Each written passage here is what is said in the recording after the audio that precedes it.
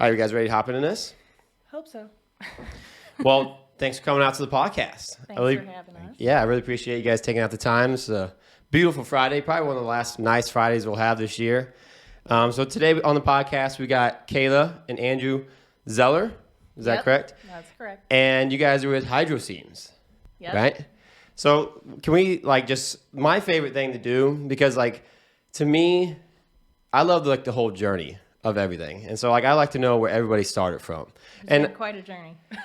And good. That's good though, right? That's where you learn, and that's where the fun comes in. Yep. And I think a lot of people that watch the podcast that I see outside the podcast, they always talk about how they like to hear about everyone's story about how they got started. So can we take it to back to the very beginning, before you even started the company?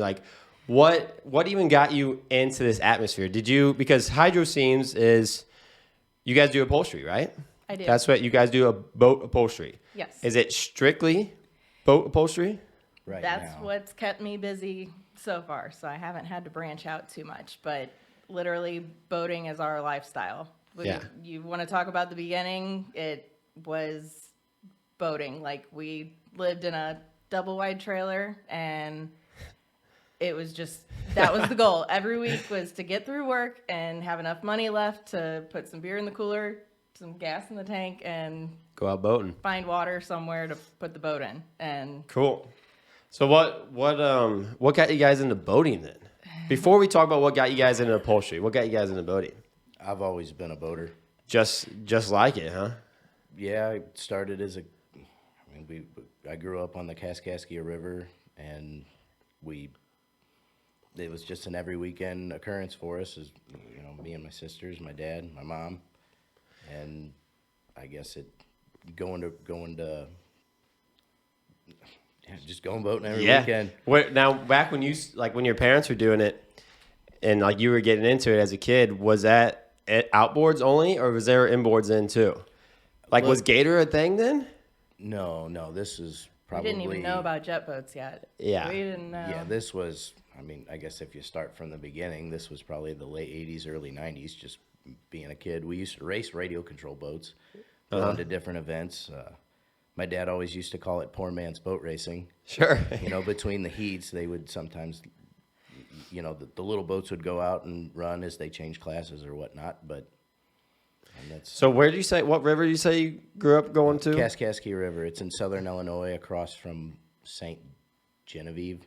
Okay. Our family had a farm, and it was it was kind of like a weekend resort place. There was probably, I'm going to say, looking back, maybe 100 trailers, campers, cabins, just like a little place where everybody came out on the weekends. Sure. And then, while he was getting ingrained in boating, I just enjoyed my cousin's pool and just always loved water. But I actually didn't get to do much boating at all. Not until you met Andrew. But I fell right into the lifestyle because I loved It's easy. We used to go camping on the river, and so we'd play in the water, but we just didn't have that was kind the boat. One of our first dates, really. It really was. Really? Yeah. So what got you into so all right, let's tell these guys, because you kind of explained it to me before the podcast, and Andrew, believe it or not, Andrew was like, I think I'm going to sit out on the podcast. And I'm like, what? No, you can hop in, you can just put in some commentary. So Kayla, you started this upholstery business, right? I did. This was your idea. And then Andrew, you're just the right-hand man, right? Just the supporter and just do whatever Kayla says, basically. Is that how it works? So what got you into upholstery, Kayla? Because, did you know somebody that did upholstery? Or? No, I knew nobody that did it. And actually, that's part of why I started doing it, because we just scrounging to get out on the weekends and go boating. Obviously, we didn't have money for, any kind of nice boat. So we kind of fell into a habit of finding old boats and restoring them ourselves. And he could do the work of replacing the floor, and we could get it painted and this and that. And then we'd always come down to the seats and couldn't find anyone to do the seats. Seats. We had a nice boat, and the person before us had just wrapped them in Walmart bath towels. Left the the tags on them and everything. And I'm just like, I could do a better job than that, but I didn't have a machine or anything. That was just kind of an inkling thought at that point. But I mean, if you want to fast forward like quite a few years, probably 4 years ago or so, literally a machine was just kind of handed to. All right, take that back. You traded a welder Yeah. for You found a deal. sewing It machine. was a buddy. Sure. And to be honest, it's a 1930s industrial Singer sewing machine. Probably sewed like some World War II stuff. I don't know. Yeah. It's an old machine, but It works. It does the job. I joke. Age I was is just a telling- number, right? Yeah, I Yeah.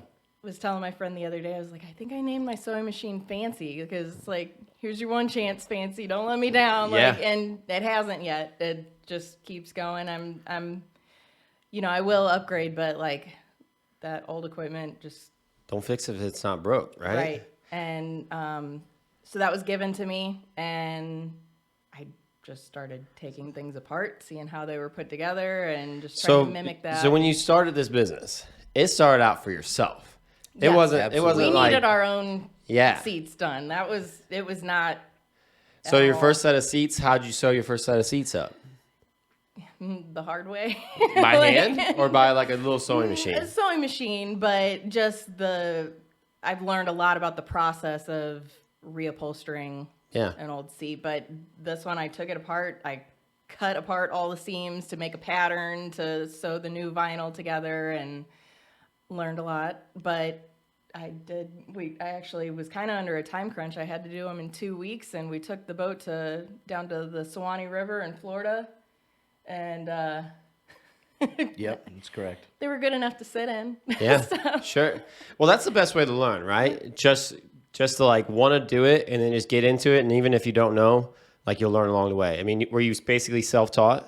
Absolutely. Yeah. 100%. YouTube videos and stuff like that maybe helped or Kind of, Or if I just could find trial and what I error. needed help with. I mean, it's very much a lost art. Yeah. Anyone that I know that does it will say the same thing, that it's just year by year, it's falling off how many people even take the time to learn it or do it anymore. Yep. You know, there's probably a decent amount of people that do it, but they're getting older, and every year. Though I know two people that do upholstery. One gentleman only does gym equipment. So I'm talking it's you get your one color, he takes the pad off, it just wraps around, he staples it to the bottom. There's not much to it, right? Right. And I'm thankful for that guy because he does it mobily and he comes out to my gym and fixes it cheap. But I know one other person, and I just bought a Camaro and I put leather seats in it, and the leather seat was ripped. And I got a good deal on it because the seat was ripped, and I only knew one lady that does upholstery locally around me here, and I bet she's every bit of 88, maybe even 85 years old. And every time I have something that I need done, I always think, is she even going to be in business anymore? Like, is she even going to be doing this? Because she's getting old, and every time I go out there, I'm like, what are She you might working have hung for? up That's a the common thing. story. Yeah. Yeah, but once she does a fantastic job, and it's like out in this area, the Owensville area, I don't know, I'll probably be hitting you guys up, I'd be like, hey, you guys ever thought about doing some Don't car threaten seats or me. something? Yeah. Because Yeah. I don't know, there's just, like you guys said, it's a dying art, not a lot of people do anymore, but the thing is there's still a need for it. There is. And so- Absolutely. And part of what you're talking about, like the guy that only does the gyms, there's such a demand for the work that really, like, if you do get into it, you kind of get to take your pick on what you want to work on. You asked if I only do boats, and that's why there's so much work with just boat seats that, sure, I'd love to do automotive upholstery and this and that, but like I'm so busy with just boats, I haven't had the time to branch out and really learn to the level, the quality that I'd want to do it, those other things yet. So, Sure. I mean, if you're passionate about boats and you have enough work there, why even? Right. If you're staying full time busy, I mean, I don't know. There's Unless a couple upholsterers in the area, and they, like you and Nick and I guess Yep, Clayton. there's, Clayton. We're talking mid Missouri. Yes. Yeah. like local is Made what in you're Design saying. Co's up in Forestell area, which I mean, there's some distance involved. Like we kind of joke. He's like he'll do some more like Lake of the Ozarks boats. I'll do more jet boats, or we boat a lot on the Mississippi and A lot of river boats. in St. Charles, and yeah. So there's enough, I guess, pockets of work that like we can have the same kind of customers, but like they're just You different guys don't bodies have, of you water. guys We don't even have to fight. They don't fight. There's no No, we competing. work no- together. I wish I could get out there more to work with. They like, actually work we- really well together. And it makes sense to do that too, right? Yeah. Like not like friendly competition where you guys push each other. That's healthy. But to be jealous of someone else and like want to try to take their business, it just doesn't help you out. Like you're better off to be like find someone that does the same business as you, find out things that they're succeeding in and how they're succeeding, why it's making them succeed, and then you can do the same back to them. Right. And that's how you guys can more of a both push each network other. Yeah, it's a than- networking yeah. thing. Yeah, and that's or your own insecurities. But I mean, I think if you're good, well, that's you where should like speak for your, wanting to take the work from other people. Yeah. That's the insecurity stuff Right. starting to come in. Yeah, and that's. I mean, I haven't seen. You'll Any you'll of that, run really. yourself in the It's ground good. if you're Yeah. trying to just like if you're worried about someone else's business and trying to take business from them and you're not focusing on you and stuff. And the thing with upholstery, there's plenty of work to go around. It really, it's. Yeah. There's no shortage of Yeah. jobs to where you'd even need to worry So- about that. I think she's even booked out till almost. Spring, getting close Dang. to summer. It's and part of that, just because I am only a few years into this, every job is different. So there's that factor in there of like, how is this job different from the last? I have to kind of buffer my time a little bit just in case there's something different that I have to reverse engineer how to put together and that kind of thing. But yeah, it's been very busy. So taking it back again, before you started doing it, what were you doing before you got into upholstery? I was a dental technician. Okay. So I didn't work in a dentist's office. I worked in a lab where we made dentures and partials, crown bridges, that type of thing. And we would get prescriptions from dentist offices to make those things and Sure. send them back out to them. So it's just like a lab somewhere. Yeah. Like when I get a crown on my tooth, you're the one that was making Yeah, it. sometimes they do them in the dentist's office, but if you want it done right, you send it to the lab and Sure. Get it color let them matched, all that kind yeah, of crap. Yeah. So I mean, obviously that has nothing to do with upholstery, but it's still that hands-on. Yeah. I've had to. I have to be doing something with my hands. I have to be doing something creative, making something. Yeah. I actually owned a jewelry business for a short time just because I was so bored at the job I was at that time. It's just I always have to have an outlet. I'm That sure. actually making really was something. kind of taken off. You either had to like go further with that or just quit because it was getting to At the the point dental where it was lab? the Or jewelry business. Oh, yes. Where you're making those trees and stuff, and Yeah, that got me through. We have two kids. We have a 15-year-old and a 4-year-old, and that was about the time I was pregnant with the 4-year-old. So that got me through like maternity leave and stuff, and then mom life took over and the jewelry. Just fell didn't off want the to stick with wayside. it. Yeah. So you like the upholstery a lot more. Yes. Definitely like A a lot lot more more. fulfilling.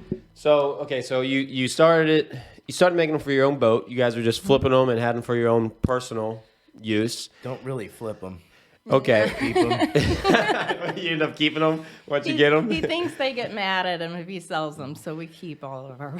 Well, I just get a physical, not a physical attachment, but a sentimental. sentimental. Yes. That's the word. Because we start with a rotten boat, and you grind most fiberglass boats. They're made with plywood and fiberglass, and you cut them all out, and you start with the bottom, and you go all the way up top. And some of these boats I have hundreds of hours in, and it's not like restoring a car. Well, in a lot of ways, it is like restoring a car. It reminds me of restoring a car, like the way you talk about it. If you took I all understand. the time, Because that's what I do. if you took all your time that it would be to restore a car or restore a boat, you'll never get all your time out. So when you let it go, it's always Yeah. at a loss. Sure. And so instead of somebody, I don't know. We just keep. No, I get it. I You mean, can keep it. if you can keep it, why not? Why not, man? I totally understand. Put up a shop and we just So how many Gotta boats have you a guys hobby. got? Can I ask that? 10 or so. More than that, there's 10 at the house right now. Dang, all running. I would say half of them run. Cool. More than half. More than half. More than half. We Cool. probably have a dozen boats. And, But and they're are all they built. They're not like everyone's like, you guys have so many boats. How do you? And it's Yeah. like we just like literally, we've pulled them out of cornfields in Illinois and just Yeah. literally brought them back to rebuild 'em, life? yeah. Literally. That's the cool part about it. Seeing something turn from junk into something nice. That's like there's a rewarding feeling there when you're able to do that. And that's why I get the attachment to them, because you take them. They were about ready to go into the burn pile, Mm-hmm. and you. I couldn't tell you how many cars cars and trucks that I bought that if the wrong person would have bought it, it would end up in the scrapyard by the time they were done with it. 100%. And then I took it and then I bought it and brought it back to life. And I always sell it because I need to take the money to be able to reinvest it in other things. I do that. never get to keep anything, unfortunately. But it's cool to see like me bring it back to life and then sell it to somebody and somebody actually like take it to car shows or something like that. I had a C10 and I didn't redo it, but it is cool to see like the people that are going to keep them and enjoy them, like take care of them. That's what I like to see, because I have seen some nice vehicles just go to the wrong person and just end up in the scrapyard. They didn't take care of it. They drove it like crap. They wrecked it. Yeah, Right. Insurance bought it, shipped it off. I mean, it's the same with the boats. It's Yeah. So, okay, so you guys started making upholstery. You guys started doing upholstery for you guys' own seats and your own boats. At what point did you realize, like, did people start requesting Yes. from you? Like, they're like, oh, I like you guys' seats. Who did it? Or, like, how did that come about? It's hard to And it was just even word of mouth, I remember assume. exactly. It's just as soon as someone found out that I was making seats, it just Took like off. I said, you can't find anyone to do Yeah. them, so word travels fast, and Yeah. I actually Well, the first set of seats you did, they were actually one of my favorite ones, and everybody else thought they were cool too. Just with how you Design. did with the pleating and the design, and people were like, "You did that?" And Yeah. And then everybody else started asking her to do it. Sure. Yeah, and I feel like a lot of times people, because they're not like cars where they're inside the car and they're closed in, so when it's raining and stuff like that, they get protected. Because I'm sure you use good material, but a lot of people, I mean, how many people leave them outside, get rained on, leaves, sticks, things fall on them, and people are a little rougher on boat seats. You know, I've seen people They are. walking on them and throwing coolers on them, and I would say They your take 'em- traditional pleasure boat, yes, but some of the stuff that she's into, their performance boats or like a higher end boat. Oh, and okay. A lot Yeah. of the race boats, the go fast boats, like the gator boats. Like Mm-hmm. if you got a nice jet boat or a nice go fast boat, you're wiping the seats off. You're and taking care of it. You're taking care of it. It's Yeah. it's like a classic car. So is that or a what hot rod. you're doing a lot? You're doing more of like racing boats? Because so this is what these people watching aren't going to know. So Lance Sutton came on my podcast, and you guys watched the Lance Sutton podcast, and you guys know Lance very well. Lance owns Gator Boats, and that's how we made our connection to get you out here. Is that what you're doing now? You do stuff for Lance a lot, and are you doing a lot of race boats, or are you just any type of boats, but seems more predominantly race boats? It's starting, I wouldn't say necessarily race boats. I would say it has probably been majority jet boats. That the mini jets that everybody is into right now, a lot of them don't have benches. I do a lot of bench seats. I have done some work for Lance. I'm in the process of working with him through Gator for some things coming down the road. Yeah, maybe some cool contracts. Yeah. And just, I'm not so much into the repairs. I have You have to. I have to. I mean, I can feel for that customer that, you know, they didn't get to use their boat last year, and unfortunately, you're right, some of them do get left out, and then they get kind of reinvigorated to use their boat, and they realize they need to get their stuff fixed up to be able to use it the way they want again. So I do some repairs, but a lot of it, I like to Full new do upholstery. the new upholstery, I like the bright colors, I like the, you know, the look that Gator goes after, or Twin Spring, and or the boats that we see a lot of on the Mississippi are usually older boats, but they're still, they have a lot of character. When we say race boats, we mean like the hot rod version of a boat, like a performance oriented boat, not a dedicated race boat, just a. We have a get what you're group saying. on the Mississippi that it's called STL Go Fast, and Yeah, I think I watched a. Do they have a YouTube channel? no, we should. Are you sure they don't have a YouTube channel? There's been Were you guys well, on a YouTube channel with them? I could have Yes. swore. Okay. Okay. There was a recent little blurb that a guy put on his podcast, because he came out, he travels around the country, and he stopped off on one of our Go Fast Thursdays, is what we call it. They used to go out on Thursdays because there were less people in the water's calmer, they can make their Go Fast passes. It's kind of gotten more popular. There's a lot more people on Thursdays now than there used to be, but excuse me. This guy came out and he put us just a blurb on his podcast about his experience at Go Fast Thursday, and It's a similar people will group to post like videos Merrimack and- Mafia. It's Yeah. just a group of guys that, you know, Merrimack Mafia, Go Fast people would be the hot rod guys in this area that run the Merrimack or the Gasconade. Or So the SCO Go Fast guys aren't the same people that brought you on, like talked about you guys on the podcast, or the. he actually started STL Go Fast, so Oh, okay. that's just our So second SCL home. Go Fast is, Yeah. is just like a group it's of you just guys. like a group of guys that just it Like started boating. as a joke Facebook group that we're gonna go this place on the river, and then it just kind of got bigger just and like-minded people Yeah. that either restored their boats or just have, you know, an interest in the little little hot rod boats. hot rod. Yeah, we don't have like official races or anything, but you do get the GPS out from time to time just to see who's top dog for the day. But a lot of them, you know, are older boats and they still need, you know, a little TLC. So I've done work doing the upholstery in those and that kind of thing. Pretty much whatever. It's just the Comes to water me. version of a muscle car. Yeah. So what kind of boat, like when you guys are going out, what's your guys' boat you guys go to? Like the That's boat, a what's the loaded boat that question. sees the water the most? At least let's talk about this last time. What's the I boat that's don't seen the really water know. the most? You guys give them that each equal attention? We kind of joke that we like toss a coin every weekend just to see like whether we're gonna go on the Mississippi or on the Merrimack, but we have Okay. different boats for where How about we favorite go. brand? Can we ask that? Is that going to hurt Lance's feelings if you don't say Gator? I mean, well, Gators are the best jet boats you can get. Yeah. But there's other types of boating other than jet boats. But I guess the brand that I've always known and it's always caught my eye, it's a brand called HydroStream. Kind of the play on our business. That is where my name came from for HydroSeams, Really? is because Cool. those were the boats that we were focused on restoring. I don't know how many we owned at one time.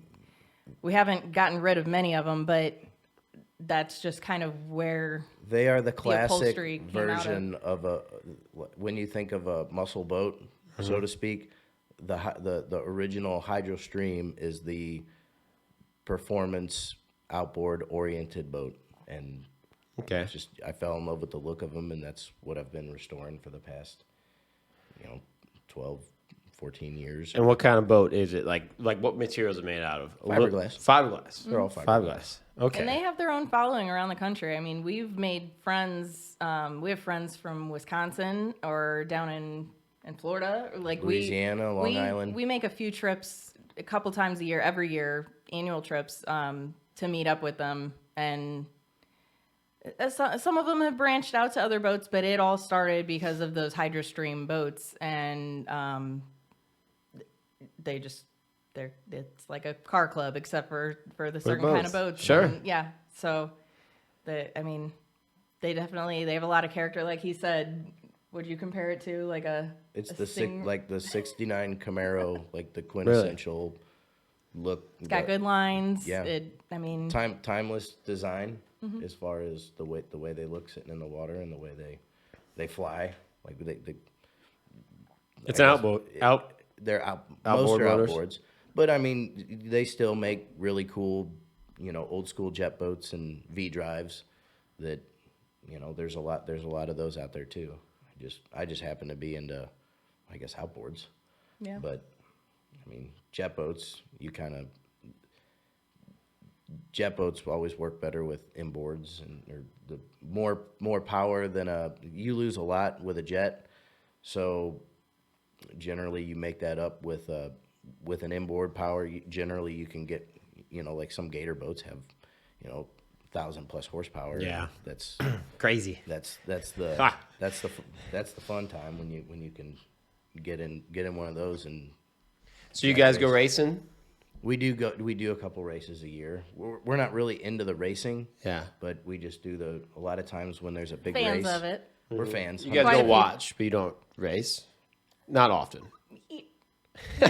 There's a lot to racing, and you have to devote a lot of time and effort into it. And boating for us is more about We're not our into family. any like racing schedule where it's like a calendar of races over the course of a year. Like we'll do the jet boat races on the Merrimack, or Probably we'll one go of down our favorite events, going down to St. Clair and doing Or all we'll go that to stuff. Three Lakes in Wisconsin, which like anybody can. Our son raced a few years ago. Just we stayed at a cabin, and there just happened to be like a little rowboat just at the cabin on the water, and our friend brought a little clip on. I don't even know what the motor was. He could tell you. A little hot rod, a souped up 10 horsepower. Slapped it on there. We're like, oh yeah, Ronnie, go race. Just Took for the fun of it. Took a Nothing. 12-foot boat, almost 40 miles an hour, Dang. all over the They're place. calling it the SS Pie Pan.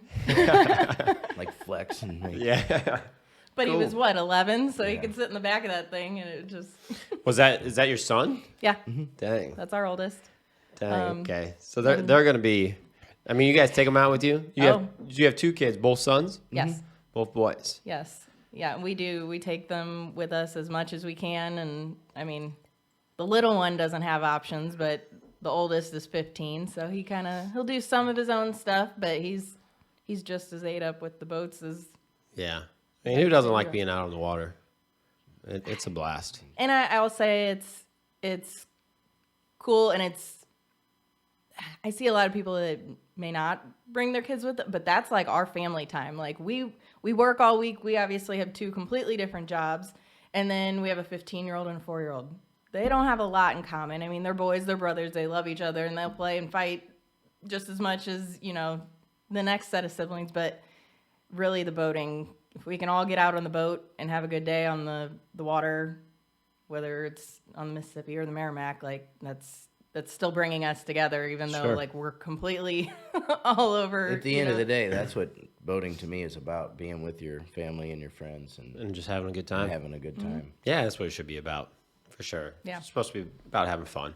Yep. So, okay, so you guys, how long you think you've been in business now? How long you been doing this? Because when you started to take off, 2018. did you even think you were going to be doing this full time? No, and it actually kind of like forced itself. Like I said, I was working at a dental lab, and I was starting to. Well, I was trying to do our own seats, and I was getting asked to do jobs for other people, and I had, I guess, a 1-year-old at the time, and so I'm trying to come home from my day job, try and squeeze 2 hours of working on something in the evening where I'm still trying to take care of a 1-year-old, trying to make dinner and be a mom and, clean the house if there's time for that. And it just kind of hit a crossroads where, like, I really wanted to pursue it, but there was not enough time in the day. Yeah. And so I guess I quit my day job. How to- long did you to do work it before 24 you hours now. quit your day job? Like, how long were you doing it on the side? Oh, wait, let me say one thing, too. If you guys are watching this podcast right now, make sure you guys like and subscribe. I always forget to tell everyone that, but this is how I grow, you guys. So make sure you like and subscribe it. Share it with some friends if you want, but whatever. Sorry to cut No, you you're off. I just fine. wanted to plug myself real quick.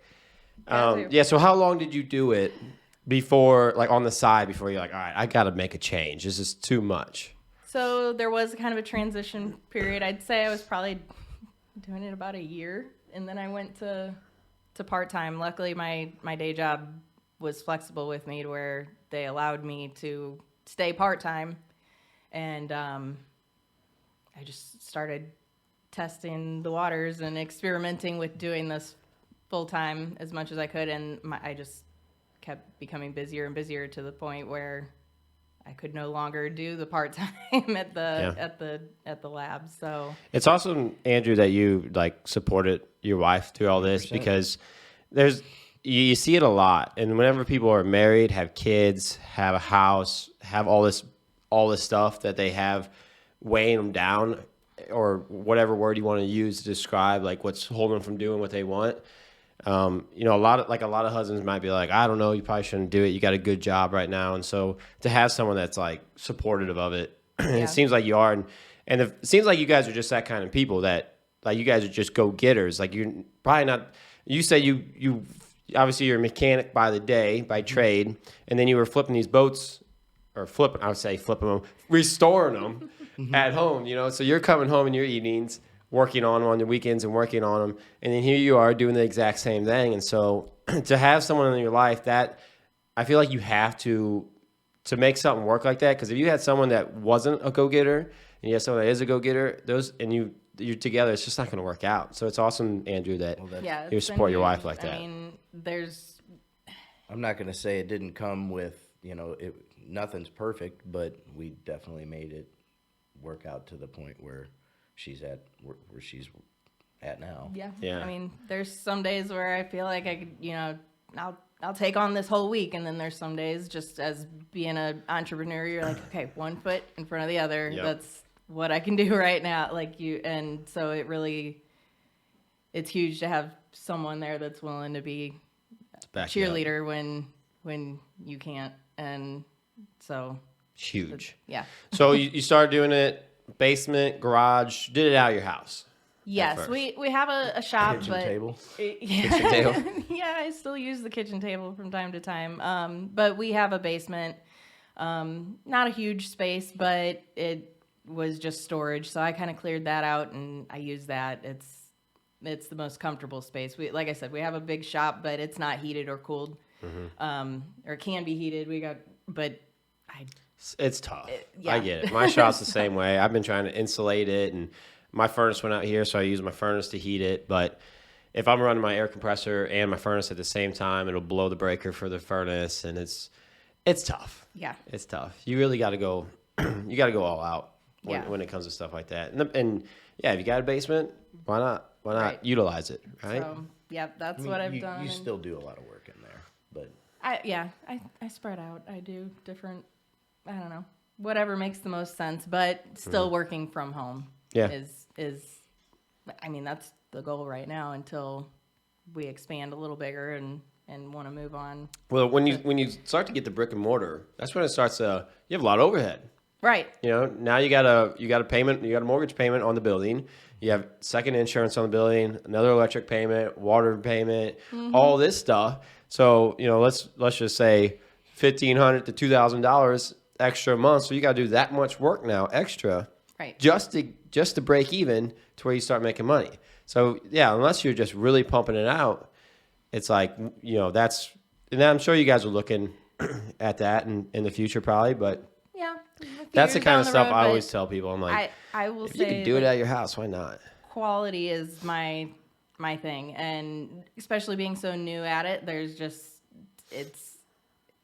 I would rather focus on putting out good work than having to chug through and just to make sure that I'm making Quality over that quantity. payment at the end of the month because I have a storefront that I have to pay for or Yes. something.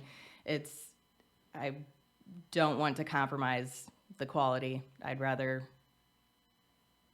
just cut that factor. One thing I've altogether. learned from being in business and just selling stuff for my entire life, basically, is that if I sell something cheap, I can sell it one time, but then what ends up happening is that people know it's cheap, and so they don't want to buy it again. So you can make one-time profit off it, and then they never come back. But if you sell something that's quality, and even if it costs a little bit more, people are like, damn, that, it's like everyone complains. It doesn't matter what the price is. They're going to complain about it because everybody in this world's cheap. Mm-hmm. But they buy it, and it's good quality. And when it comes to time to buy it again, they'll be like, you got to go with that brand because because it's quality. So you can resell quality, but you can't resell cheap products. So that's why I always say sell quality.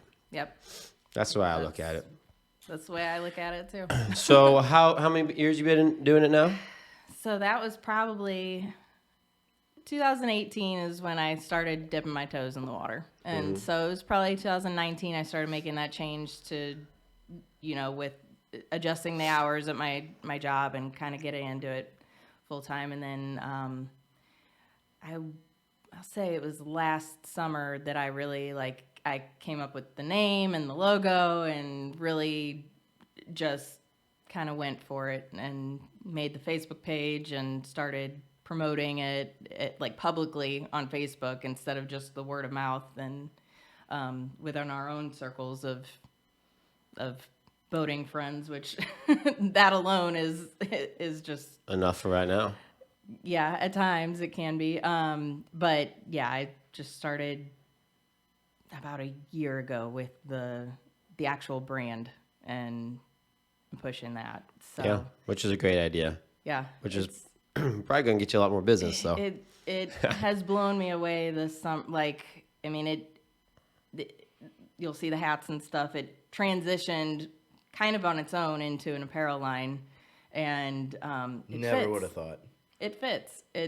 I love it. I love the name. I love how you guys did a play on you guys' favorite boat. I think that's awesome. I don't know, does the mermaid, is she from HydroSeam and she's holding a needle too? Uh-huh. Like, how creative is that? And did you guys come up with that, or?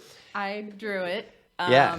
And we had no intention of the apparel. It was just, I wanted a little symbol to go with the name for my upholstery brand.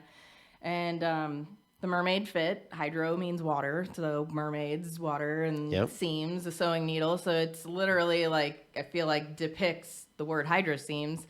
And I had a couple hats made and just planned on just being a promotional thing, give out a few hats, and everyone loved it. Yeah. The name, I can't get it out of my, I love the name and I love the mermaid, and I just started getting bombarded with people that wanted, it was just the hats at that point. Now, when you started the boats or the hats first, was it just HydroSeam or was it the Boats and Sunshine? When did that come along? That one came along this year when I started kind of thinking more in terms of the apparel. Honestly, that first run of hats were these two, the pink and then the. You guys can probably see it on here a little better too. I just want to make sure they can see it. But so I gave the first run of hats out, and then people were seeking them out, and I was having them made. A shop, good friends of ours, they wrap all of our boats, our personal boats, and we recommend them to anybody at Southpaw Graphics down in Potosi. But they do screen printing and embroidery and stuff too. So I was having them do some hats, but every time I'd go down there and get a batch of hats, and they'd disappear the next weekend. And so I'm driving to Potosi and back just to try and keep up with orders. And so I eventually invested in getting my own embroidery machine. So I make all the hats myself now. Oh, cool. And so that's when I started playing with the other designs, the Boats and Sunshine. Is this blue? Hat. Yes. I'm colorblind, so I wasn't really sure. It's very close to black, but it's navy. Well, I didn't know if it could be. It could maybe be purple to me. These ones are real popular. I Yes. feel like a lot of people like these ones. This is a popular color as well. I've gone back and forth. I don't know which one is more popular. As soon as I start to think one's more popular, then I've got where's those other ones? Hat And- guys just like Andrew. Do you wear the same color hat every day, or do you No, mix it up? I'll mix it up. Yeah. I mean, I feel like now. Well, he gets to take his pick. I Sure. always have to swat. But his I think hand, that's like, how I think that's how guys that wear hats are. They got like I know my like I just recently started wearing a hat, and everyone. I mean, I know guys that have worn hats their entire life, from elementary school all the way up, and they have closets full of hats, and then they go through and like Same. it's it's just a whatever it fits your outfit for the day. Yeah. And so it's just another part of or like being your- boaters, occasionally they'll fly out of the boat. Oh, and- sure. I always get in trouble.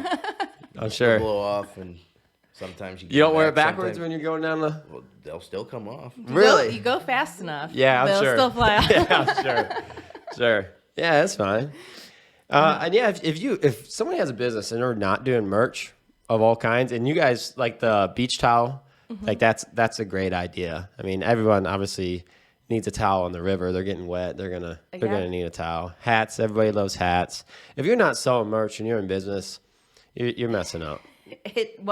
It completely caught me off guard. I never would have gone into it thinking apparel line, but there is kind of an opening for a company to come in and do, apparel for boaters, especially in this area. Jet boating is only, there's only a few areas in the country that you have jet boating, and We're really definitely a good in a hot spot here. We're really lucky. but to it's have growing. everything that we have. and it has It's growing. Especially with the mini boats, because Yep. that's what's like on social media. Everybody's, watching them jump and do Yeah. crazy things, and Yeah. and But that's to what's do all that's that, what's you getting a still lot of want to look spotlight. good while you do it. So Yeah, absolutely. if I can supply the swimsuits and I'm working on swim trunks for 2023, Cool. and a few other things, maybe some beach bags and that. Now, sort do you of thing. sell online, or Yes, is it you at do? You have a website. HydroSeams.com. Yep. Cool. Yeah, because that's super important. Yeah. That's super. So you do men and women's Yes. swimwear. Yes. You The do brand beach is towels. still growing right now. It's we've got the t-shirts and tank tops, and I've got of course my hair is covering it. We got the performance shirts, and I'm working on a few things for winter because boaters don't like to be cold. So we got to get some hoodies and beanies, and A lot of boaters are off-roaders in the winter. yeah, or we still boat too. So you Yeah. gotta layer The up. real and- dedicated ones do. Yeah. yeah.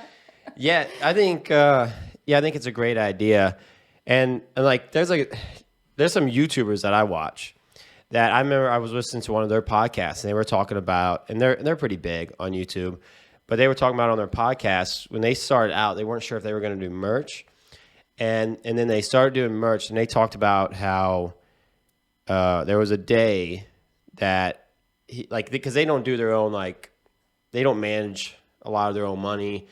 And they don't. I bet they don't manage their own T-shirts, everything like that. Someone probably makes them and sells them for them, does the website stuff. Yeah. When you But- get that big, yeah. Yeah. But they were talking about how in one day they made $1 million just off of merchandise. And his brother did YouTube too, and he was on the podcast. These are the Paul brothers, so they're pretty big. I don't know if you guys ever heard of them, Jake, Logan, Paul. Not that I can think of, but Some of these people listen to podcasts will probably know him. But yeah, the brother's like, yeah, I remember that. He's like, I made $1 million that day too.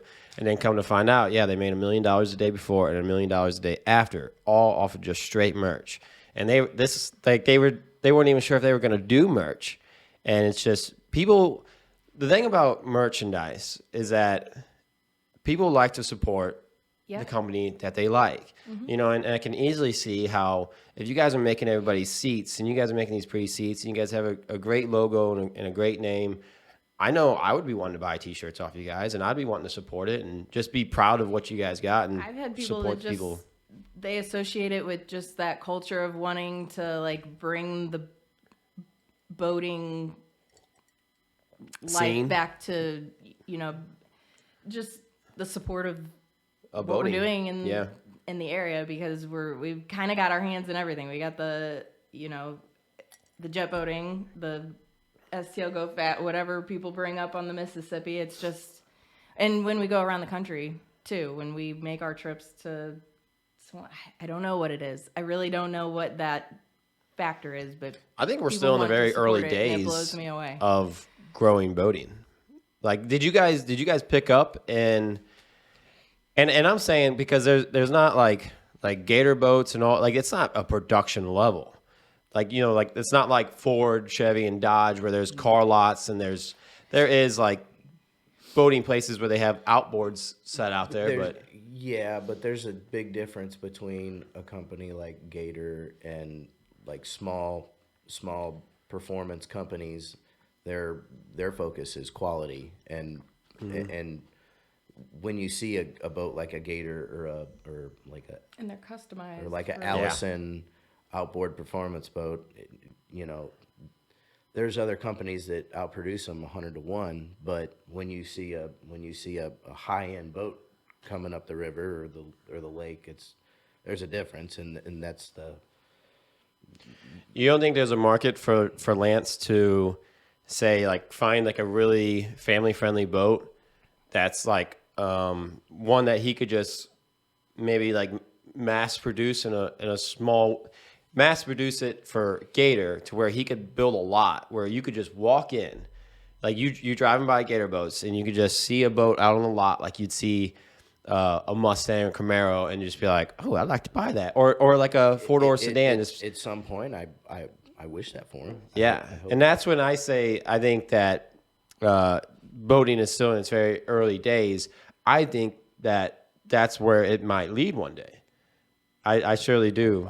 I certainly hope. In my opinion, I think I could totally see Gator boats being that way, For sure. and a lot of other boating companies too. Yeah. I mean, there's, especially, I don't know if it's just in my head, but it seems like there's just been kind of an influx of people that have an interest in boating over the past few years. I don't know if COVID. it's just because the limitations of That's what I was gonna ask you guys too. Yeah. I've seen it.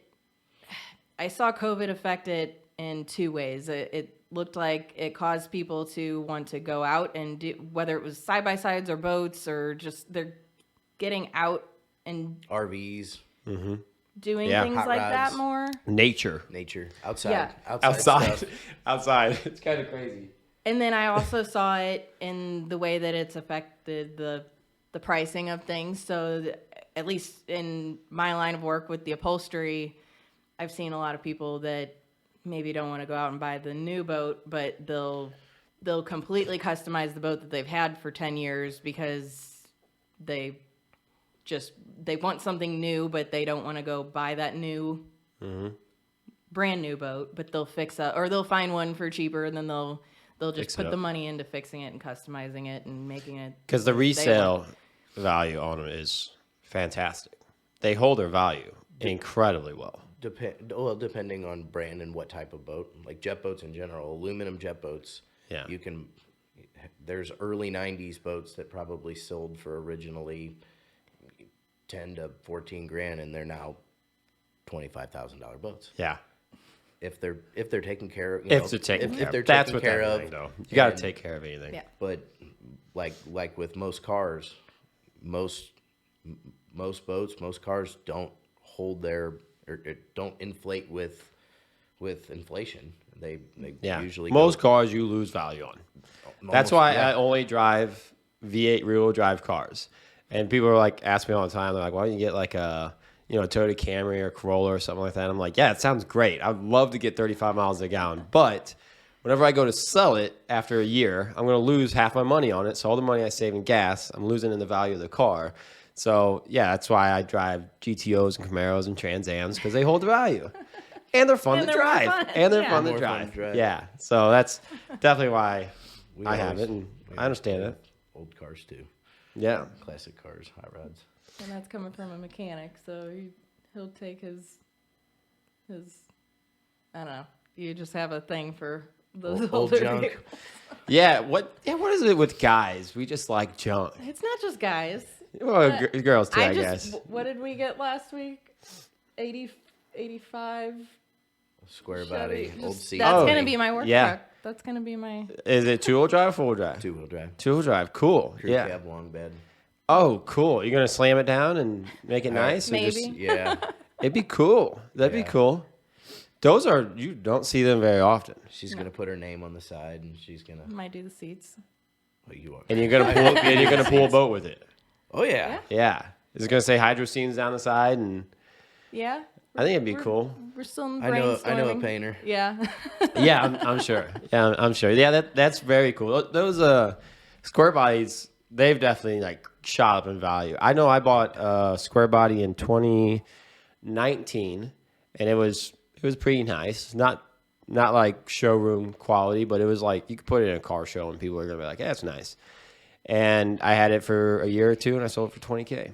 So quite the return on it. I mean, the money's there on them. I've thought about, just because I got a little free time right now in my life, like I've thought about buying another one, and I like single cab short beds, but I definitely am. I've looked at like the single cab dualies because I think they'd be cool to have. I just like them all, you know. I'm just a car guy, you know, and it's crazy because I see the new ones and like when they're all redone and stuff, I like them, but something about like the old, like just patinaed, rusted out ones that like That's what's catch my cool now. eyes. Yeah. That's what's cool now. And I don't know if it's because I grew up like that's like my first truck was rusted out. Oh, you know, up until, well, hell, my truck now is still rusted out. You know, like I think it's just, I don't know. It's just in me. Like I just like rust, I guess. Something about it is cool. And I'd always like to bring them back to life. We still got my first car that I Really? got when I was 15. Yeah, an old Firebird, Really? What year? 88. Bought it for 88 $100. Firebird. $100. $100. Did it The run? story of your No. life. Bought that for $100 and brought it, back to life. It was and- wrecked. It's probably worth more than that in scrap.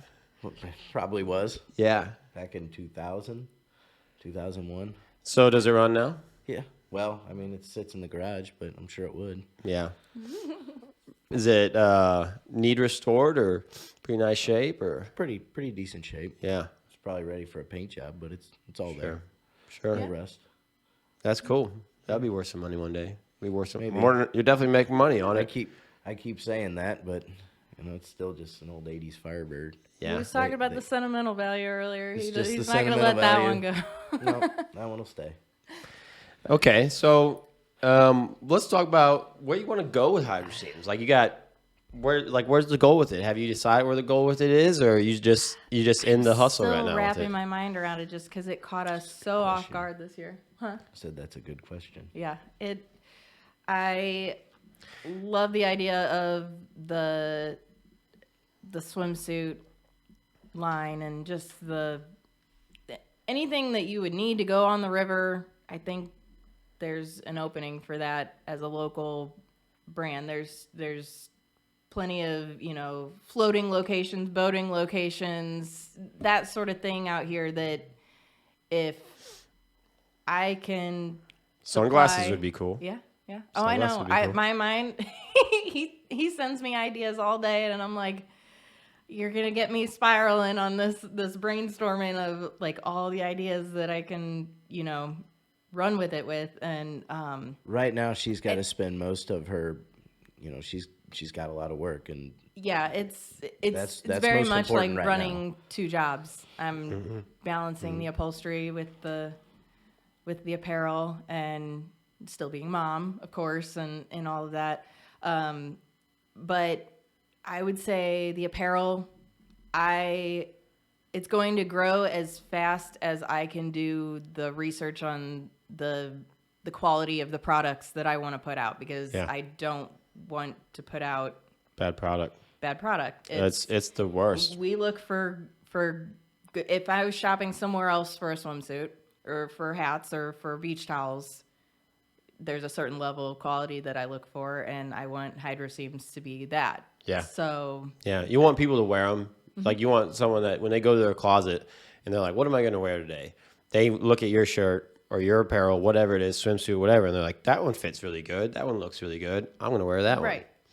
So that's And when we like when you see that on social media or pictures of people just wearing her brand on, it blows my. in I saw a everyday picture life. this week of a friend of ours holding his son for the first time. He's been overseas and he's wearing a HydroSeams hat. And Yeah. I'm just like, It's awesome, like, ain't it? you're not Such just a good coming feeling. to buy a hat from me because like just cut like they actually that sounds crazy. Like they actually wear the hats. Like it's Yeah. like I see them on family vacations. I see them. Do you guys tell them that too? Yeah. Oh, I yeah. try to, I mean, yeah. I feel like that's important. Just like showing the 100%. gratitude to all these people that support you. Yep. That's something that you guys know who Gary Vaynerchuk is? Yeah. I love Gary Vaynerchuk, and like I go through like multiple different like financial guys that I like, and like just depending on like what kind of mood I'm in that atmosphere of my life. Mm-hmm. But Gary's one that I fell into because he always talks about like always just being a good person, showing gratitude, and all this stuff. And he talks about one thing that there's tons of stuff I picked up from him, but yeah, like the importance of like whenever I see someone wearing my T-shirt, I love it too. Mm-hmm. And I try to make sure that like if I see them at a bar or wherever, I'll walk up to the person and I try to that book right there. It's called How to Win Friends and Influence People. They talk about in there like how it's important to learn people's names. So when you meet someone, you know, learn their name and remember who they are because their name's very significant to them.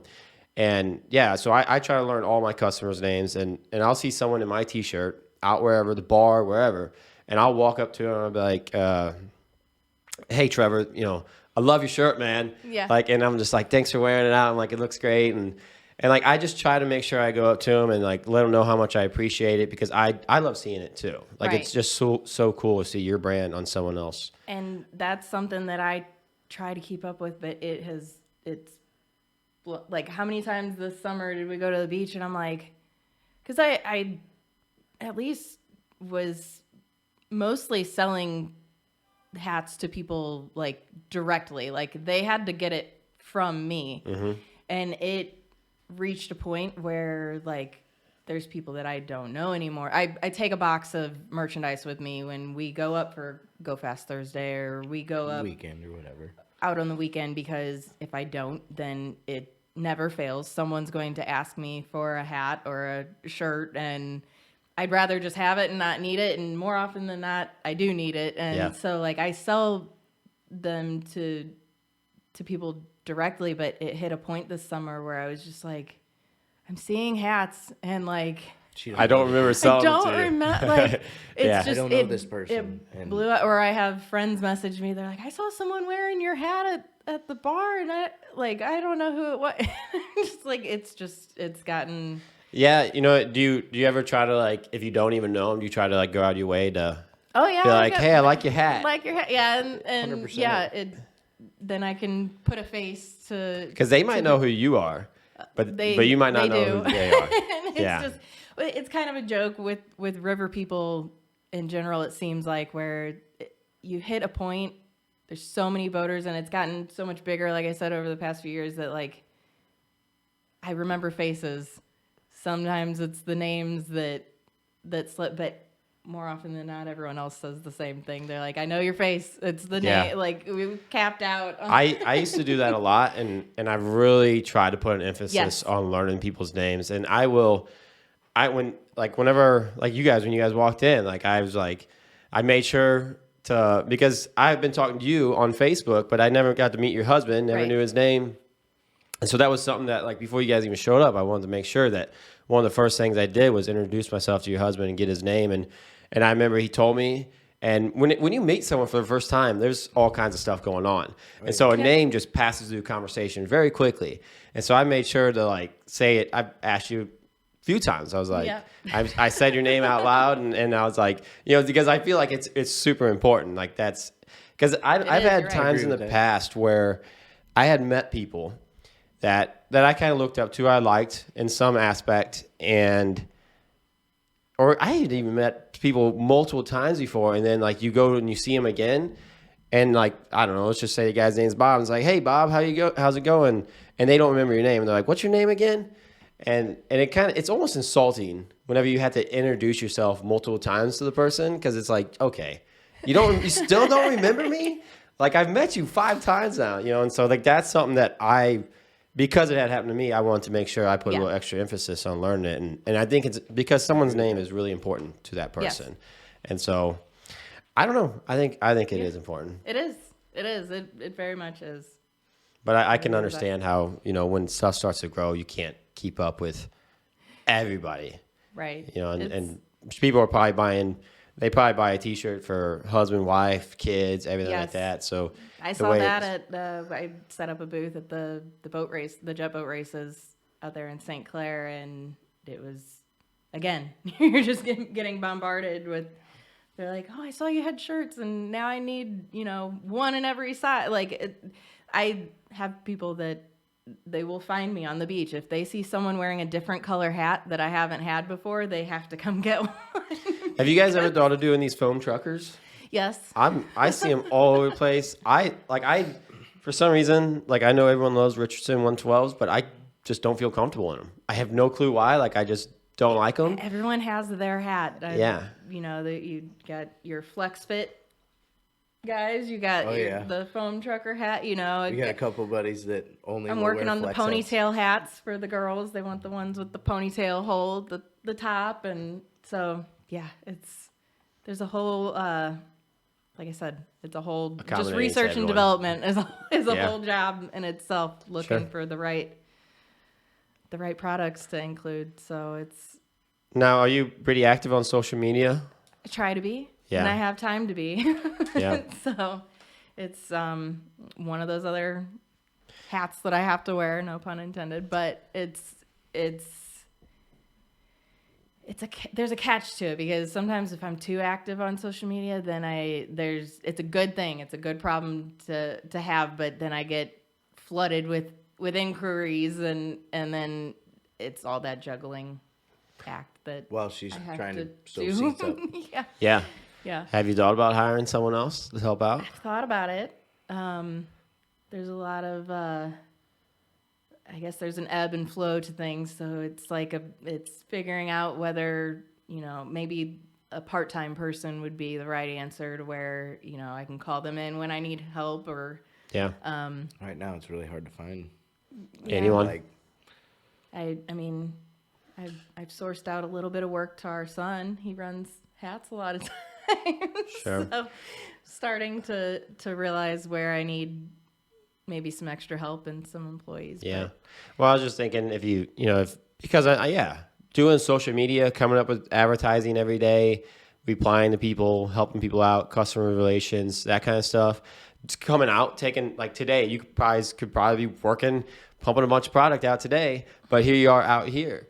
And so but this is important. Things like this is important because this is what helps you grow. But then also, that's something I learned.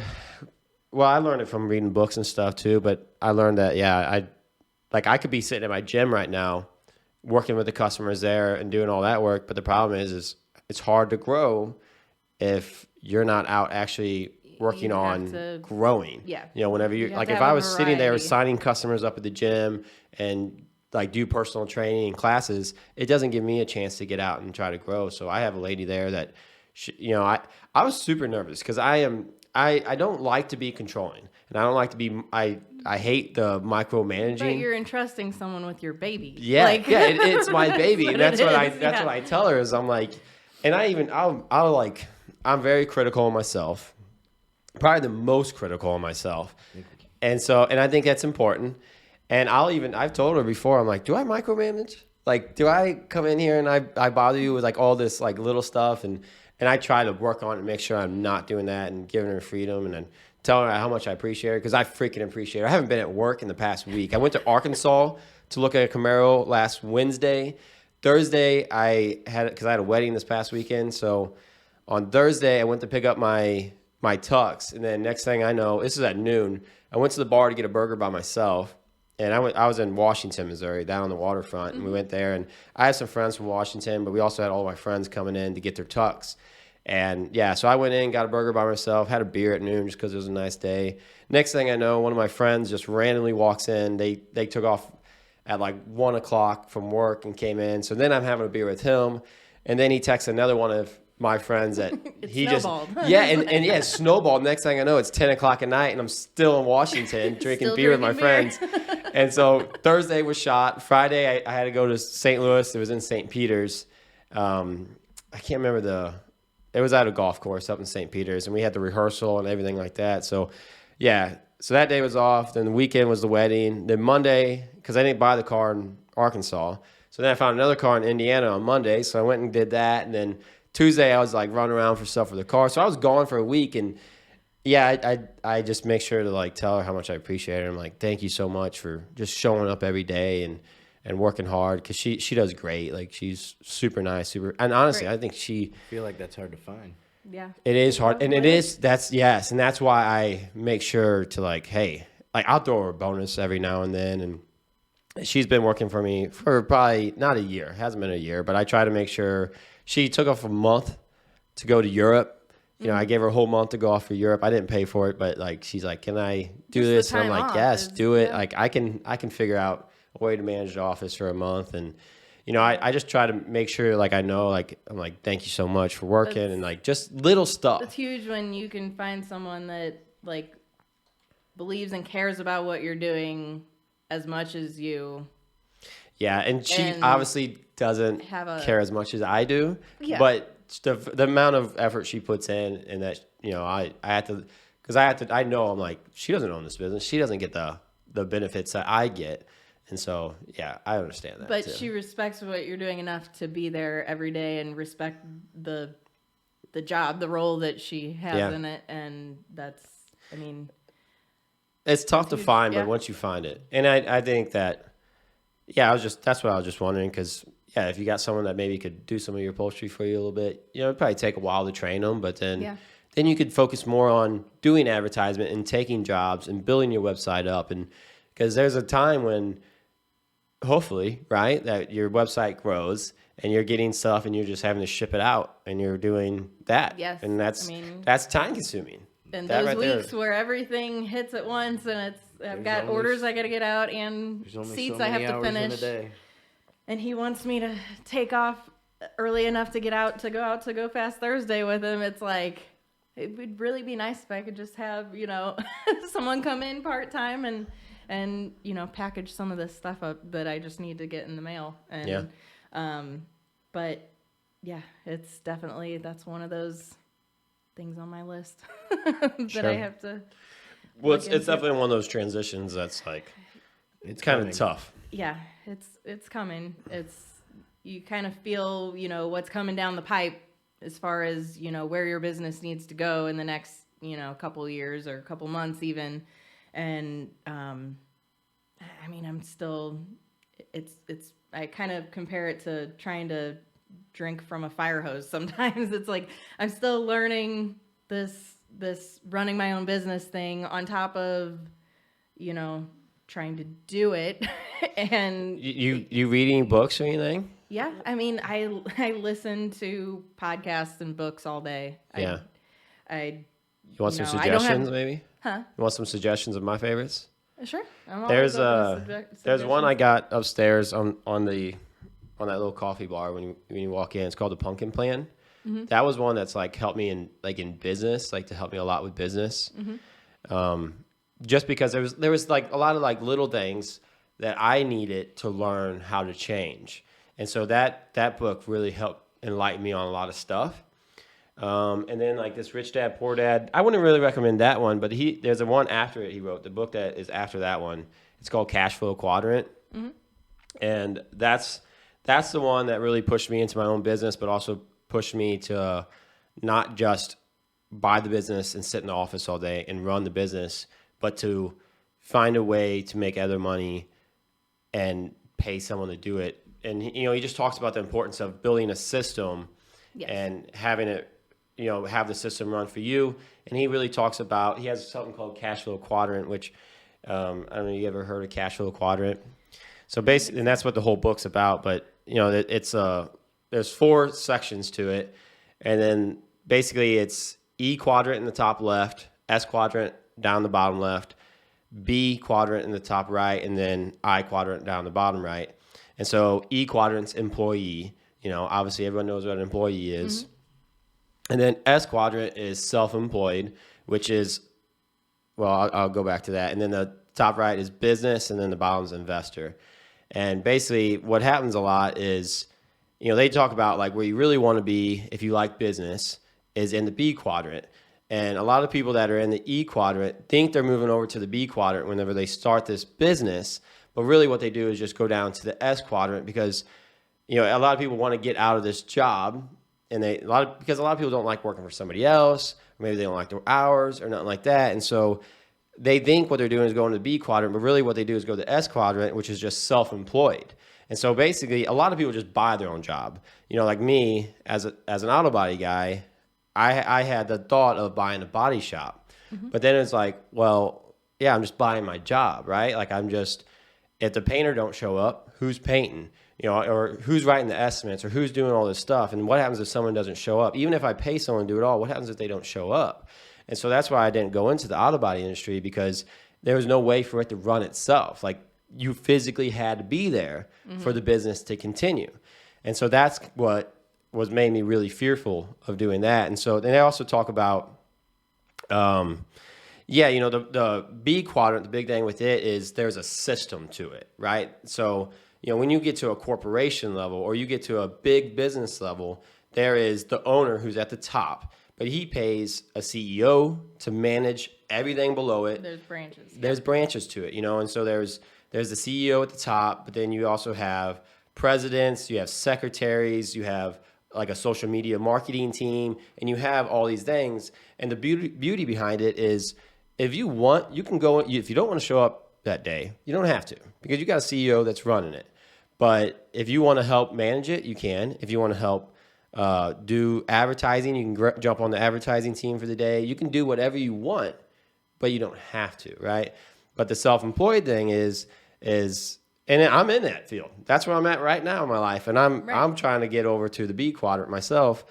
And in my head, like the way I think, like the S thing, that's kind of where I'm just like wondering, like, maybe that's why I pay this chick so I can go out and be able to do other stuff. And that's like, I just picked up some billboards the other day. I think they're going to be great cash flowing assets.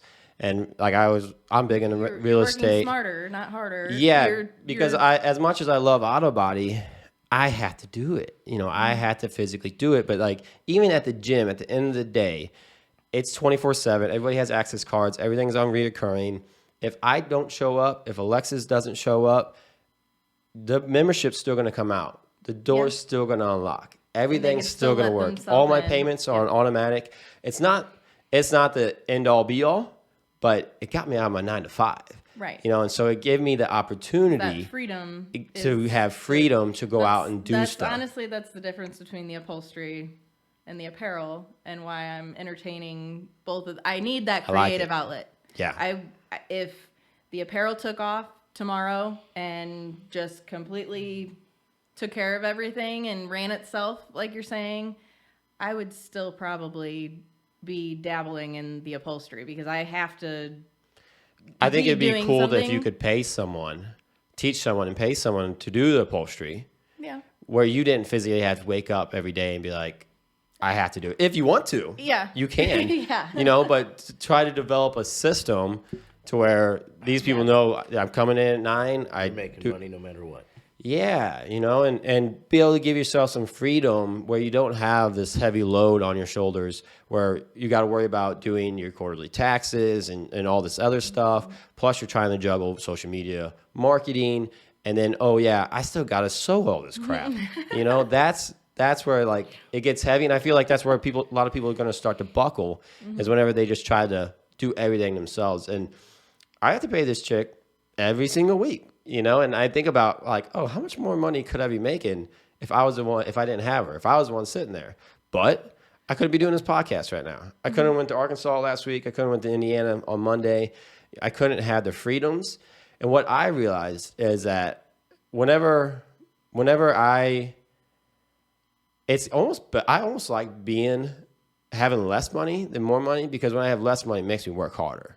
Right. And so now that she's there, I can focus on what can I do to grow my business, right? Because whenever I did like the first 6 months working at the gym myself, having no employees, and I was signing customers up and I was working with customers. And so all my focus was working with customers. Yeah, on But that, what's in front of you. what's in front of me. And you don't have that brain space to use. How can I grow? What can yeah. I do to grow? Now I'm thinking like classes, and I sell merch, like my own personal merch. I sell merch because I have supplement companies and wrap companies. So I sell supplements and wraps. So that's in addition to the gym. And then I also sell like merch from all these companies. And then I just got a fridge in because like Ghost energy drinks and First Form energy drinks and like all these like sports drinks, everything like that. I was watching people buy them at gas stations before they came to my gym. Yeah. Because that's the only place they get them. And I was like, well, might as well sell them. You know, right. so I added it to my gym, and like it gave me that freedom because I had to go out and find distributors. I had to set up accounts. I had to put in orders. And so, yeah, it gives me that freedom to go out and do it. And sure, it costs me more money.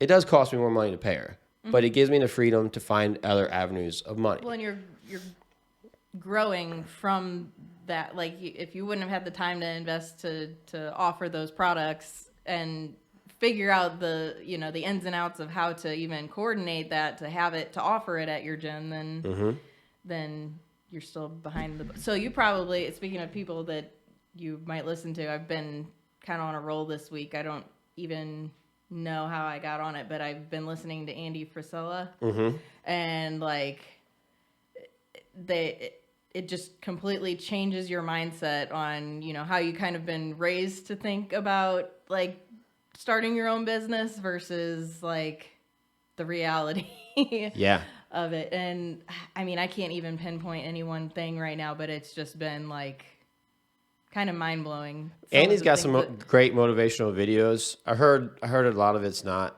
quite what they put out on social media. Like I heard he's not what they say he is. Because I was big into him for a while too. Like I was like, I mean, his videos are great. Yeah. Definitely motivational. And I like that like raw, like just, I don't know. He's Tell like, me how it is. Yeah, I kind of like that. But whenever I had a lot of people telling me that, they're like, he's not like that in person. And I was like, well, whatever. His videos are still good.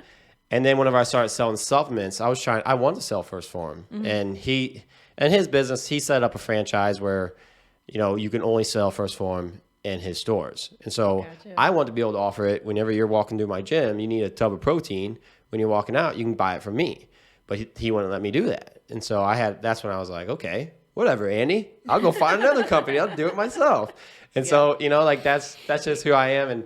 And I think he's a great guy. And I mean, dude is killing it. Yeah. Dude is absolutely killing it. I would actually say he's going to be one of the biggest supplement companies in the world eventually. Yeah. If he keeps bumping it out like he is. Like literally this week, I just connected the dots that he's the same guy that does First Form and does the 75 hard and like, so, but it was just the podcast portion of it that I was like, I could really like apply some, it can kind of change your way of thinking about how to, just a few things. Just your mindset on running a business. I would recommend, if you never read this book right here, this was literally, this copy right here they were celebrating 20 years as the #1 personal finance book of all time.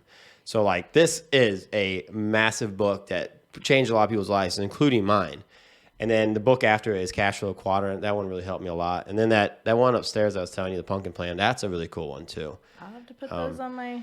Yeah, and they offer them in audiobooks and stuff like that. And you'd be surprised, like, it's just the little minute weird stuff that really makes a big difference. But damn, does it help. Right. Like it really has helped me a lot. And that's what I'm really focusing on like right now in my life is just not even so much about how to make more money, but how to stop spending so much on just crazy little things.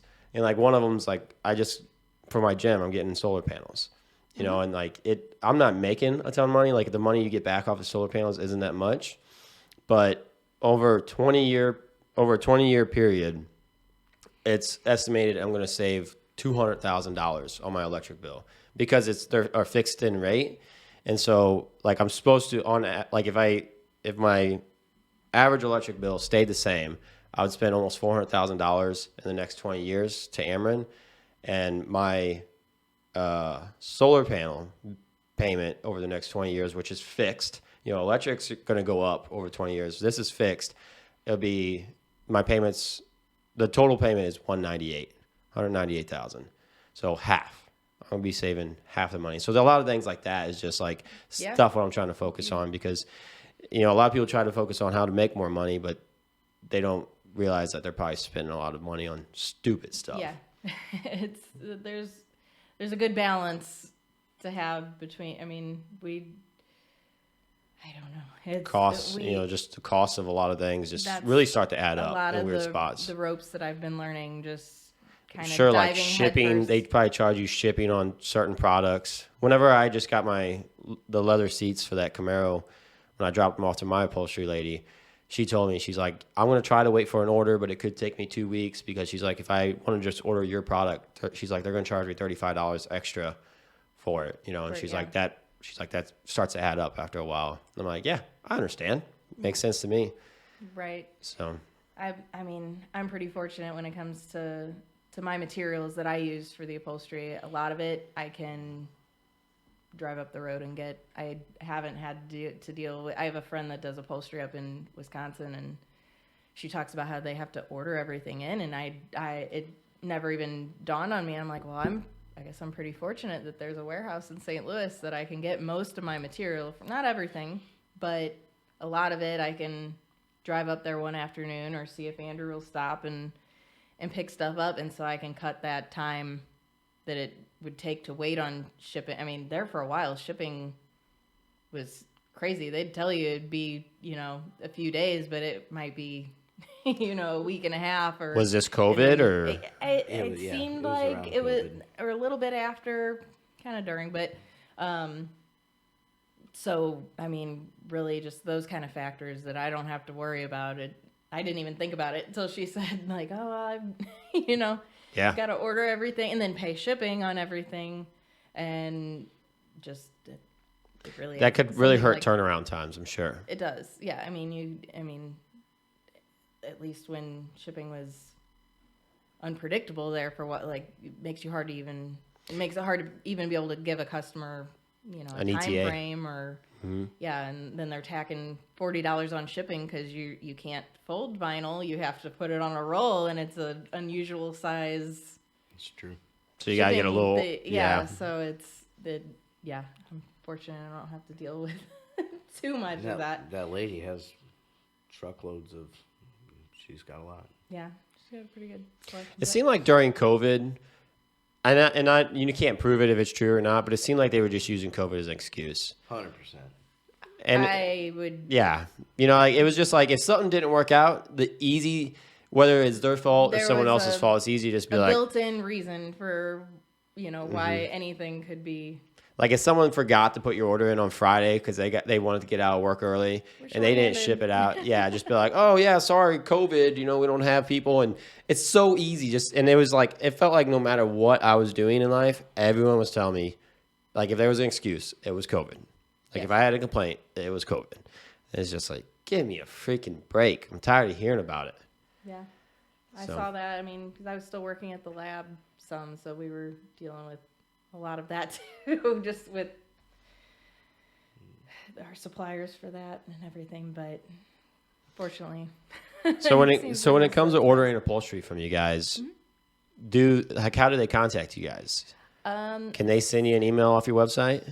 Yes, you can send an email from the website, or I primarily use my Facebook page. Messenger has been a big help, and I like to keep everything in a written format, the way I have notes to go back to, and a lot of times they'll send me pictures of what they have going on that they need fixed, or the boat itself, so I get an idea for the design that they're leaning towards, and it's a big help. I've debated having a phone number, but being a single person, two hands, I can't always take the time out to have a second cell phone. 45-minute conversation under a deadline, sure. under another, and still need those pictures and those notes, and so it's because how many people are just going to call just to BS and just and usually if time. People contact me about a job and they specifically ask to have a conversation, then we arrange that, and I can, but to just put a phone number out there, it probably does eliminate a lot of that extra traffic where someone's just I like, how learned- much would it cost me? I learned early on. You get a lot of that on the river. Yeah, I learned Yeah. that I Oh, can't even yeah. get out of my boat, and people are like, my boat's down here. Will you come look at it? And I don't mind doing that at all. Not at all. But I did learn that the amount of those people that will contact you back on Monday when it's time to, have the work done, a lot of them don't. So there's people that want to talk about it, and then people that actually want to. Yeah. It's kind of part of it. Yeah. But what I realized when I was doing auto body, like paint work, I mean, everybody was just coming up to me doing the same thing. How much would it cost me to paint these 2 panels? And I just got to the point where I was like, just figure about $500-$600 a panel. If it's just straight paint. Yeah. Don't, like, that's not any body work, nothing like that. And they're like, and it's easy for them to be like, okay, I got a door, fender, quarter panel, and they're like, okay, $1,500. That gets them in the ballpark. And I didn't know if that's the best business thing to do. Like if you could be like, yeah, bench sheets are roughly this, or single seats are roughly harder this. with upholstery. There's a lot of factors that, you might need someone that just needs new vinyl covers. You might, the backings a lot of times are wood. So even by pictures that they send me, there's sometimes that they can't tell until we, unbolt the seats that the backing is rotted. I've given people quotes and I've taken their seats apart. You would have no idea, but I pull the cover off and there's a mouse tunnel through it because they've had the boat stored for years. Yeah. Foam can be very deceiving. And, I bet it is. And it's expensive. So I go with ballpark pricing a lot because there's a lot of factors that you can't see until you get in there. It's kind of like doing surgery. You get in there and you're like, oh, well, there's a problem here that we couldn't see from the outside, and that's part of it. Yeah. I'm sure that's something you learn too. Now you just probably have to tell everyone like this is probably the estimated price, but you never know what's going to happen until you tear into the seats. Right. I'm sure. Yeah, I'm sure. So okay, so you have your website, HydroSeams.com. Yes. And then you have Facebook, which is just at HydroSeams. Yes. Do you have an Instagram? I do.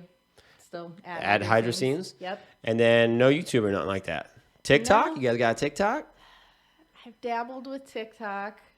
I'd say more so for the STL Go Fast end of things, because obviously with boats there's more Just making cool opportunity videos. for some footage. When But it comes time to grow, I think that's where you should hit up. Yeah. TikTok, YouTube. Obviously Facebook and Instagram, it's just free advertising. But It is. I feel like the cool thing with TikTok is if you make one cool video, you just got to make one cool one, and then just shoots up. I've learned that. I'm working on some ideas for there is a HydroSeams TikTok. I need to work in, I guess, remembering just to do video it. more, Yeah. to get more, You really got to just start meal doing or- it. Yeah. Just like with anything, I make TikToks all the time. I absolutely suck at them. I don't get I don't get that many views, but it's like, what I did realize is that, I do advertising for my gym every single day. Like my goal right now is to do a year's worth of new advertising every single day. That's my goal right now. And it's just because I'm passionate about it. And there was a time in my life where I didn't even like taking a picture of myself. Like I didn't take selfies, nothing. And now I freaking don't. throw up my phone and Yeah. I do videos of myself, and I'm just all kinds of stuff. And I'm getting better. And the more you do it, the more like it just gets comfortable at it. And that's Definitely a I've learned transition that- for you. yeah, it is for But most I've learned people. that people want to know, like, They want to they get want to to know know the the person story behind behind it. what you're doing, and they also want to see how it fits into People also like to see your how it lifestyle works. and how it can fit into their lifestyle. And I think by using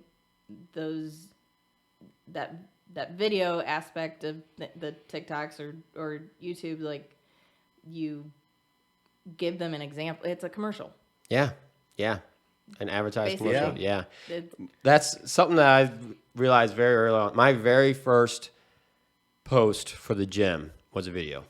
And I literally, my video was like, I had like the building I bought had a sign of what it used to be, and I had to just like it was just set up on the front of the building with the sign, and I walked out and I stuck a for sale sign in the ground in front of it, and then I took a chair and just stuck it out, and I just sat down and I just introduced myself because I think the importance of showing yourself, let them hear your voice, let them see your face, and just talk to your customers. I think that helps a lot of people because now people know exactly who I am, what I look like.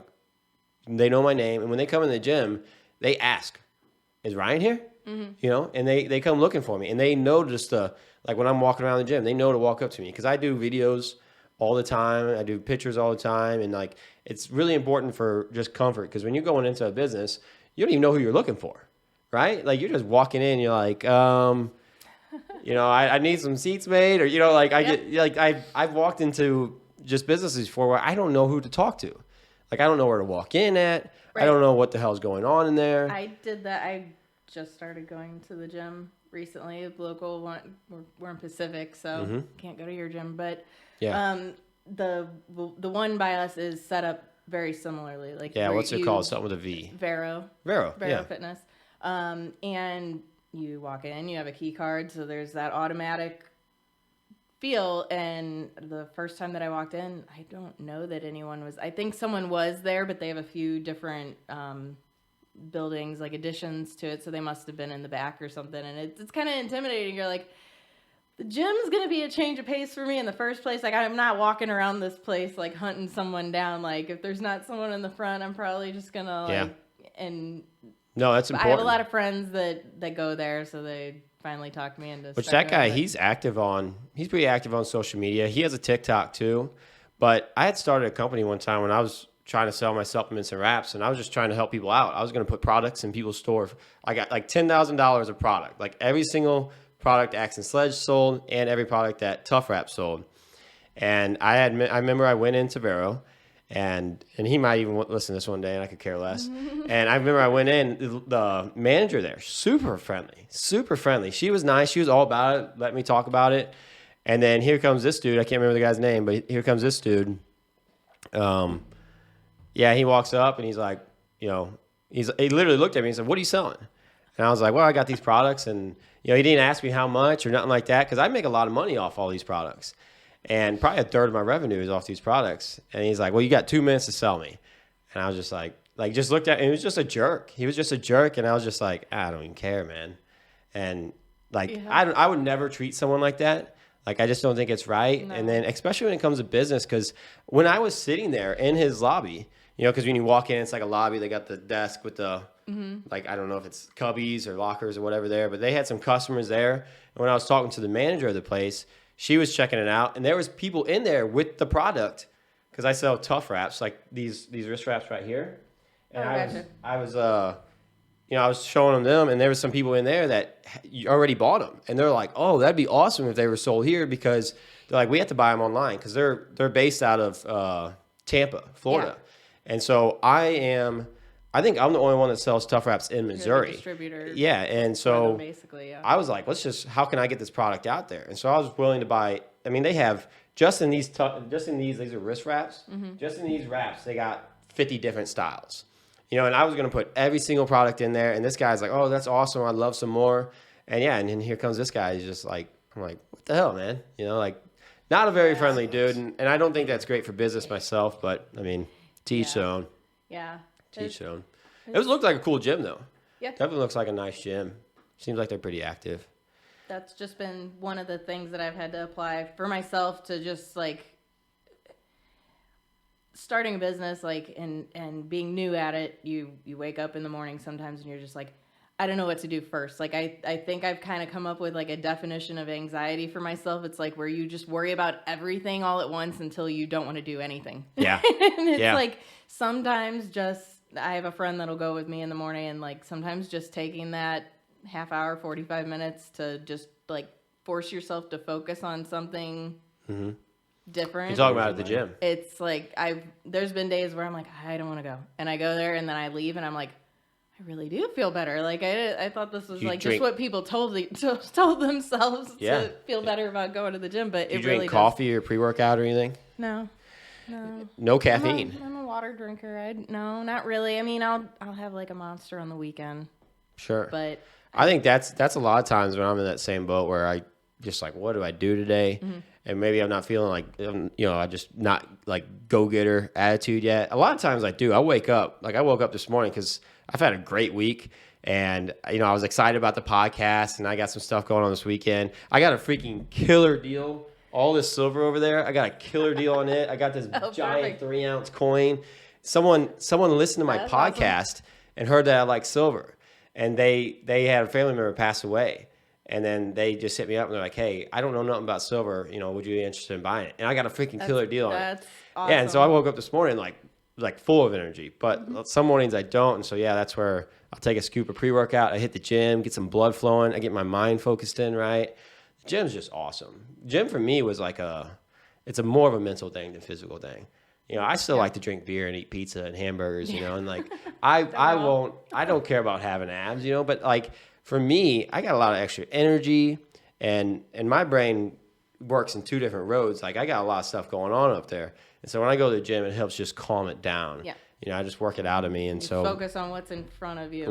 It's kind of like a meditation in a way where you're just like, certainly. Okay, I put my headphones on and just zone out. It's like a blackout for an hour. Yeah. Do you build lists, like a list of stuff? Yeah. That's kind of... That's helped me a lot. I have to. Like, that's the best way to stay on track. Make sure I don't forget something. Kind of give myself, like, guidelines on where I want to be every day, like on a job or whatever. Some days I'm better at it than others, making the list, but it does help quite a bit. Yeah, I think so. It's helped me, especially when you start to get a lot of things starting to pile up on the right. It's easy for me to get in the zone and focused on making a set of cushions, and then here I am. I'm kind of behind the ball in my opinion. Just me being hard on myself, but it's October and I'm like, I should have had the hoodies made already. Like I need to like just remind myself that I am juggling. Yeah. So it's kind of a different mindset for each. I keep it separate. I know everything is under the name HydroSeams, but I have to focus separately on the upholstery versus the apparel, and it really takes being able to switch gears, and sometimes I need that list, those notes to put myself back in that mindset for the other end of things. Yeah. And I feel like the upholstery is always going to be there for her because of the work, and she's already got a name, and yeah, it works out great for the apparel and upholstery though. It does. I've had a lot of mixed feelings. I'm like, do I put the apparel under a different name but no, it works and everyone knows it, and it works great. It's just works great. Great logo. Everything just kind of fell together as far back as just being given the sewing machine. It's like I feel like literally I've kind of been called into doing this in a way that I couldn't ignore. Like when I tried to ignore it and tried to just go back to my day job, and it's true. I couldn't. It was still like, then I think about the time I was doing that, then I don't know if you've heard of Drew Thurman down at Twin Spring. He's like, oh, I need you to do this bench for my, and then come to find out he's building boats and he wants me to do cushions and I'm like, how do I turn that down? I can't. Yeah. I really need to pursue this. And don't fight it. Just let it take you away. That's definitely the way to do it. Just don't be scared don't be scared to get some people to help you. Like I'm not no freaking big business guru or nothing. Like I don't know nothing, but one thing I do know is just let it, if it's flowing, let it flow. If you're a rolling stone, let the freaking stone roll. I will say I've found somehow another thing that's just kind of fallen in my lap is just like an amazing support group. They say that you're the average of the 5 or 6 people that you hang out with the most, and we hang out with a lot of people. Being boaters, we've got quite a few different like pockets of friends, but I'll say, friends that there's a core group of people that Lance and Shelley are some of them that we hang out with like the most, and they just kind of brainwash you into push you a little thinking bit. that you need that. Do this, and here I am. Stand being around people that are just like, oh, you sure you want to do that? Complainers. Yeah. doubters, man. I'm like, Doubters. I don't fear nothing. I like anymore. I'm like, I could take on anything. There's not too much work for me. Like, I love working. I love doing it. As long as I love what I do, and clearly you love what you guys do. You know, like you guys. I mean, it just fits perfectly. Yeah. So keep it up. Keep yeah. it up for sure. Just let it take you guys away. You guys, I guarantee you guys will be. That's pretty much what I've let it do. It's we're gonna figure it out. If we, whatever we haven't figured out, we're gonna continue to figure out and continue to grow it, and just it fits. It's literally like even on the weekends, I'm still working on the weekends because we're just out there. But at least, is it really work? Do. Like, is it really work? Because you guys are enjoying what you do. Yeah, 100%. And that's. I'm gonna say when she's downstairs putting 12 hours a day sewing cushions up, that's work. That's hard work, and that's why you got to find somebody to help you, so you don't have to do that. Because that's where you get burnt out, right? Yeah. And then you it go to does the kind of stifle your creativity, which upholstery, that's a good part. And even an apparel line, like you have to have some that creative flow still go. That time that you said that it takes you to clear your mind and think of ideas, like you can't do that when you're working 12 hours in the basement. Because you're worried about making sure you get the stuff sewed up right. I'm focused on these two seams that's why lining you need up, and somebody. I can't think about. Yeah. So, you can't do it all alone. That's for sure. I feel like the sewing part is a little more difficult because it's such a niche craft that it's. And I'm very tedious. Particular. Yeah, like it's a little the OCD. quality. Like Yeah. I wouldn't say OCD. I just think it should be done right, and it's. I don't think there's anything wrong with that. I mean, that's where you want it to be at, right? With you want someone. upholstery- If I'm having someone do upholstery, anything for me, I want them to. At least what I found with the upholstery is that like little things, like just I've had people compliment me or like thank me for their seats because the stripes on the back and the seat match up, and I'm like that's Part of it. Or like when you set the front seats to the back seats, like if you look at the boat, they line up. Then back onto the hatch where you can't get it you can't always get it perfect, but a quick look to the eye, you can tell, and those are important. But details. it's when you're putting the seats together, like it's a simple. Like if you're off by a 1/4 inch, it throws that off. When it's finished, it'll throw your stripe to the side, and it doesn't line up. And then to me, that just throws off the whole job. So it's like I'm try to be as focused on those little details as you can. And then at the end of the day, after you've focused like that, it's hard to clear your mind. It's just like you're kind of mentally exhausted in a way too. Oh, I guarantee it. I feel like if the upholstery takes off a little bit more to where she can spend more time to train somebody that's eager to learn the sewing portion, then she can, because right now, I mean, the most important thing is the seats, because that's what generates a lot. But if I can, you can't take the time to teach somebody while you're still trying to run. I mean, you can, but it does takes work. It takes a lot of work. It does slow you down to train someone. Yeah. But and then when they leave, it's worth the investment. It's like, damn it. Then you're starting from square one. Yep. So that's treat them good and they'll stick around. If you can't pay them good, give them some free shirts. tell them, like just whatever, man. It's not all about the money. You can just get them in and just keep them happy and give them whatever benefits you can. And then whenever you start to grow, make sure they grow with you. Right. I think that's a big thing. The people that have been with us at the start, those are the ones that the ones that are whispering in your ear, you need to do this. You need, those are your true friends, and they really take care of them. Yeah. Well, let's wrap it up here, because I think we are about an hour and a half in, maybe even a little bit more. But what I want you guys to do is if you guys could sign my banner before you guys leave. Could I have a sticker to slap on there too? Absolutely. Absolutely. I think it's under the hats here. Or maybe, yeah. Right here. So I got a lot. You can put it over there. Lance Sutton and his Gatorboats is over there if you want to stick around him. Or I got a lot of real estate right here or whatever you want. I can move out of the way if you want to put your stuff over here. I'll come over here. Is there a marker? Yes, right here. Oh, perfect. Right here. Good deal. Just because I can take the banner wherever I go. And I'm sure I won't be here forever. And so I would like to have the banner until I'm just going to just graffiti it up. Yeah. Just have a bunch of different signatures on it. It's already starting to fill up quite a bit. And I'm proud of everybody that comes on my podcast. Like the fact that you guys came out and took the time out of you guys' day, I love it. It clearly shows that you guys have some passion behind your business. I've reached out to people that I thought their business was really cool. I thought they were a really cool person. I asked them to come out on the podcast, and they just come up with an excuse. They're like, I don't have time. I'm too busy. And it's like, I don't know about that. I just think there's a lot of people that are in business just for the money.